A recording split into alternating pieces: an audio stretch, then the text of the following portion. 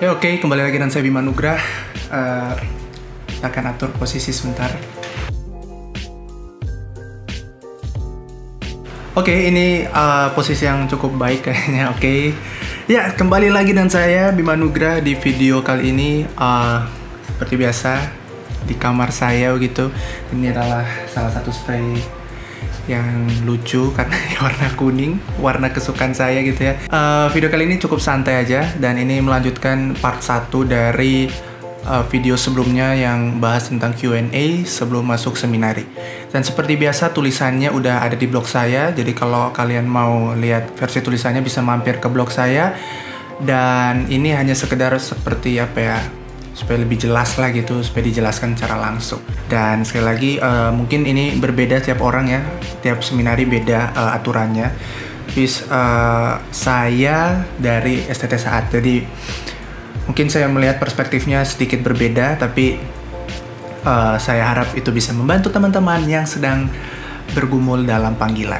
Oke, kita masuk ke pertanyaan pertama langsung saja. Itu yang pertama adalah sekolah teologi atau seminari pasti jadi pendeta ya? Jawabannya bisa ya dan bisa tidak gitu. Alias ya tergantung orangnya. Kalau teman-teman memang bergumul ingin menjadi hamba Tuhan penuh waktu yang melayani di gereja begitu ya, tentu akan menjadi pendeta.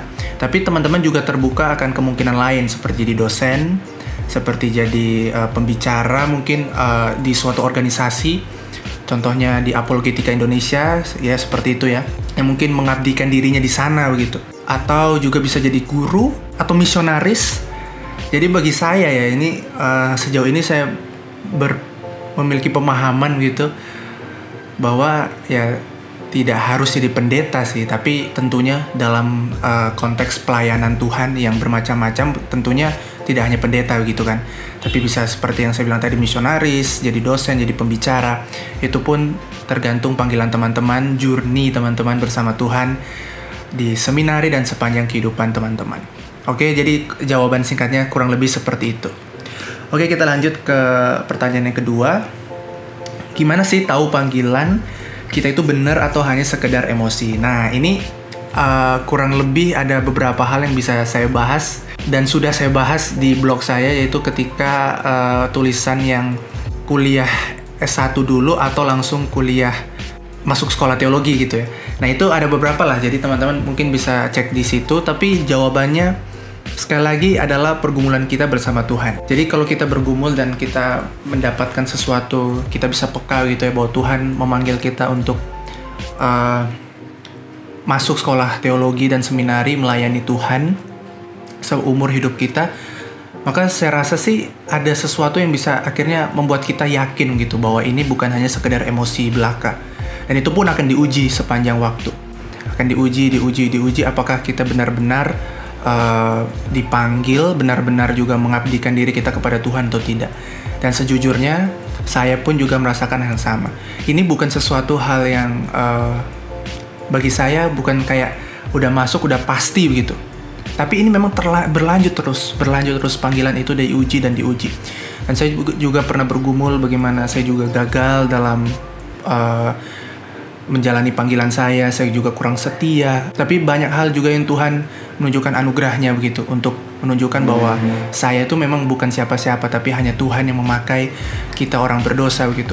Jadi bagi saya memang relasi yang dekat dan doa itu tidak tergantikan dalam pergumulan kita menjadi seorang hamba Tuhan. Dan itu bagi saya terus berlanjut bahkan ketika sudah masuk di dalam seminari. Tapi untuk secara spesifik sebelum masuk, bagi saya ada sesuatu kepekaan sih kalau kita memang benar-benar hidup dekat dengan Tuhan dan meminta petunjuk Tuhan, juga meminta petunjuk hamba Tuhan di gereja kita, mungkin teman-teman yang lain. Ada banyak cara yang Tuhan bisa pakai untuk meyakinkan kita untuk masuk ke sekolah teologi. Kurang lebih begitu ya jawabannya. Oke, lanjut ke pertanyaan yang ketiga. Di seminari boleh ngerokok atau enggak? Ya tentu ini mungkin setiap seminari dan sekolah teologi itu memiliki aturan yang berbeda-beda. Bentar, ini ada notifikasi. Sekali lagi berbeda ya, tapi kalau di STT Saat tentunya sangat-sangat dilarang dan tidak boleh. Dan saya pun berpegang pada peraturan yang sama dengan STT Saat, bahwa sebenarnya hamba Tuhan tidak boleh merokok begitu ya, bagi saya ya. Itu prinsip yang saya pegang gitu. Dan kalau saya ingin bertanya gitu ke teman-teman, Emangnya apa sih tujuan merokok gitu kan? Dan itu kurang baik bagi jadi contoh bagi jemaat. Menurut saya tidak boleh, dan khususnya di STT juga dilarang untuk merokok, dan miras juga narkoba itu tidak diperbolehkan, tidak bisa. Oke? Yang terakhir ini adalah pertanyaan yang cukup sulit karena saya masih jomblo. Nggak bercanda.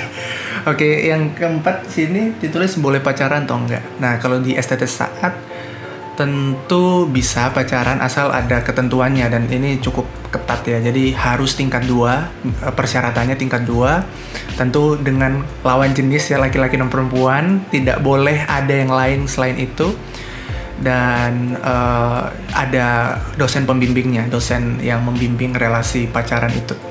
Dan tidak boleh berdua-duaan. Ada waktu khusus yang diberikan kampus untuk kita bisa bertemu bersama begitu ya di dalam sebuah relasi pacaran. Jadi memang harus menjaga juga etika dan norma begitu ya. Tidak boleh melanggar batasan-batasan itu karena hidup di dalam seminari, bukan. Tapi kalau mau ditanya boleh atau tidak, ya tentu boleh. Tapi sekali lagi mengikuti persyaratan yang ada di setiap kampus yang mungkin teman-teman akan datangi begitu. Oke, demikian video singkat dan video super santai ya, karena cuma duduk di kasur, di mana kasurnya juga warna kuning ya spraynya, tapi nggak apa-apa, kita bisa berbagi bersama ya di channel YouTube saya ini. Dan teman-teman mungkin ingin bertanya bisa langsung di kolom komentar atau mampir ke blog saya, juga ke Instagram saya begitu ya.